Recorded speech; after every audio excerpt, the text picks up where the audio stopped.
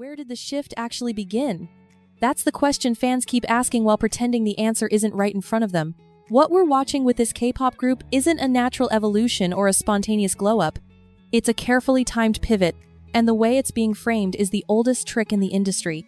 The company sells the idea that the image is self-driven, that the members wanted this, that the confidence is organic. But confidence doesn't appear overnight in matching outfits, synchronized styling, and perfectly calibrated camera angles. That's not rebellion. That's approval. Fans noticed the change immediately. One moment, the group was being marketed as polished, elegant, almost untouchable. The next, everything became louder, tighter, more chaotic, more skin-forward. And when people questioned it, the response was instant and predictable. They're adults. They like dressing that way. You're the one making it weird. That defense sounds progressive, but it conveniently ignores how idol systems actually function. Personal fashion choices offstage are not the same thing as a group concept distributed globally, monetized at scale, and optimized for engagement. Calling out sexualization doesn't mean denying idols their autonomy. It means refusing to pretend the company doesn't hold the real power. Labels don't allow images out of kindness or liberation. They allow what performs.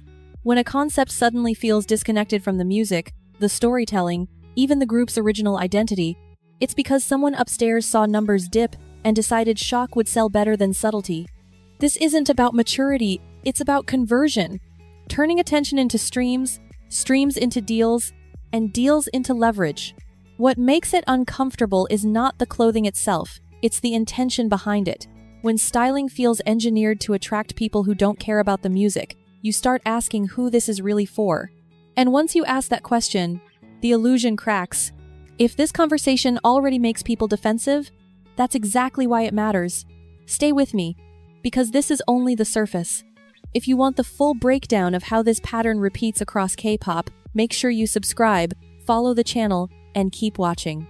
The moment criticism appears, the script flips. Suddenly, anyone questioning the concept is labeled dirty-minded, controlling, or uncomfortable with grown women owning their bodies. That accusation is powerful because it shuts the conversation down instantly. It reframes systemic critique as personal failure. Instead of asking why the imagery feels more aggressive, more exposed, more algorithm-friendly, people are pushed to interrogate their own morality. And that's not accidental. That's how critique gets neutralized. This tactic works especially well in K-pop because fans are already trained to protect idols at all costs. Loyalty becomes conflated with denial. Acknowledging that a company might be leaning into sexualization starts to feel like betrayal, so fans reach for the easiest defense available. They say the members enjoy it. They say it's self-expression. They say times have changed. But enjoyment doesn't erase context. Wanting something inside a system doesn't mean you control the system. Input is not power, especially when your career, income, and public image are still being managed by adults whose job depends on maximizing attention. The industry benefits from blurring that distinction. It sells the fantasy that we're watching raw authenticity, when in reality we're watching a monetized image refined through meetings, metrics, and marketing decks. When styling gets more provocative at the same time, choreography becomes more suggestive and camera work more intimate, that's not coincidence. That's alignment. The goal isn't just fans. The fan base is stable. The outside gaze is where growth happens. Viral reactions, quote tweets, clip accounts, people who don't stand but noticed. Those viewers don't need emotional attachment. They just need something eye-catching enough to stop scrolling. And here's the part people don't like admitting. Once content is online, it doesn't come with an audience filter. It doesn't ask who's watching or why. It circulates through everyone, including people with intentions the fandom would rather not think about. Pretending that doesn't exist isn't empowerment. It's willful blindness. Calling that out isn't shaming idols. It's basic media literacy. And the reason it keeps being dismissed is because acknowledging it forces people to confront how much of this industry runs on denial. This is where the age conversation gets uncomfortable, because legality keeps getting used as a moral escape hatch.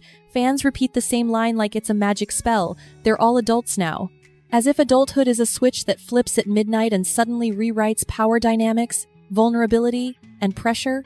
In reality, nothing fundamentally changes between the day before and the day after that birthday. The same executives are in control. The same contracts are in place. The same fear of being replaced or shelved still hangs over every decision. In K-pop, debuting young is not an accident.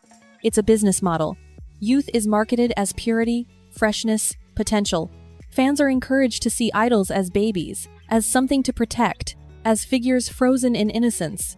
And then the second the calendar allows it, the narrative whiplashes into grown, sexy, mature. That transition isn't organic growth. It's a pipeline that was always waiting at the finish line. The industry doesn't suddenly become ethical because a number changes. The paperwork just gets easier and the backlash quieter. What makes this worse is how quickly fans adopt courtroom logic instead of artistic logic. When the defense for a sexualized concept is that it's technically legal, the conversation has already gone off the rails. That's not about expression or storytelling. That's about permission. And permission is exactly what the system relies on. If something would feel disturbing at 17 but acceptable at 18, that should raise questions, not end them. Yet those questions are brushed aside because they make people uncomfortable with their own consumption. Maturity isn't a birthday. It's experience, autonomy, and the ability to say no without consequences. In an industry where your image is your product and refusal can cost you everything, autonomy is limited at best. So when fans celebrate all-adult lineups as if that alone erases exploitation, they're ignoring the structure that makes exploitation possible in the first place. Legal does not automatically mean healthy, and pretending it does is how the cycle keeps repeating without ever being challenged. What often gets overlooked is how selective the outrage becomes once a line is visibly crossed. A scandal breaks, a lyric sounds too suggestive, a performance clip goes viral for the wrong reasons, and suddenly everyone is shocked. Think pieces appear. Concern is performatively expressed. But just as quickly, the conversation gets compartmentalized. That moment is treated as an isolated mistake instead of part of a broader pattern that's been building for months, sometimes years. It's easier to condemn a single incident than to question the branding logic that led there. This selective attention allows fans to defend everything else as harmless fashion or confidence while still claiming moral high ground. You don't get to be horrified for 5 minutes and then return to pretending the wider concept is neutral. If attention is being driven by sexual charge, that charge doesn't disappear just because no one says the quiet part out loud. The industry thrives on that contradiction. It counts on fans separating their love for the group from any discomfort about how that love is being monetized. There's also a racial and cultural layer that makes this even more uncomfortable. Certain members get pushed into hyper-specific archetypes that the global market already knows how to consume. What's framed as boldness or charisma often aligns too neatly with stereotypes that have been sexualized for decades. That's not coincidence. That's market familiarity. When fans insist this is evolution rather than leaning into what sells, they're ignoring how often growth in pop culture really means more profitable packaging. None of this requires believing the idols are helpless or unaware. It requires acknowledging that awareness doesn't equal control. Being photographed, styled, edited, and sold to millions of strangers is not casual self-expression. It's labor. And pretending otherwise turns very real consequences into abstract debates. The system stays intact because everyone focuses on defending individual choices instead of questioning why those choices are being rewarded, amplified, and pushed in the first place.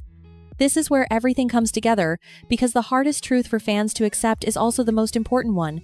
You can genuinely care about a group and still question the system that profits from them. Those two thoughts are not mutually exclusive, no matter how much fandom culture tries to pretend they are. Blind defense doesn't protect idols. It protects the industry that knows fans will fight each other before they ever look upward. What keeps this cycle alive is how criticism gets reframed as hate. The moment someone points out a pattern, they're accused of ruining the fun or projecting something sinister. That reaction isn't accidental. It's how uncomfortable conversations get buried. As long as fans argue about intentions instead of incentives, companies never have to explain why certain images are pushed harder, rewarded faster, and amplified wider than others. The uncomfortable reality is that pop history has already shown us how this ends. Different decade, different faces, same logic. Exploitation gets rebranded as empowerment, concern gets mocked as paranoia, and legality becomes the final excuse that shuts everything down. Until years later, when hindsight makes the same choices look ugly instead of edgy.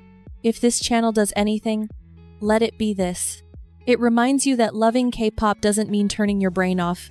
It means staying aware, asking questions, and refusing to be emotionally managed by an industry that depends on silence. If you want more deep dives into K-pop drama, industry manipulation, and the dark side behind the spotlight, subscribe to the channel Like the video, share your thoughts in the comments, and stay tuned. This story is far from finished.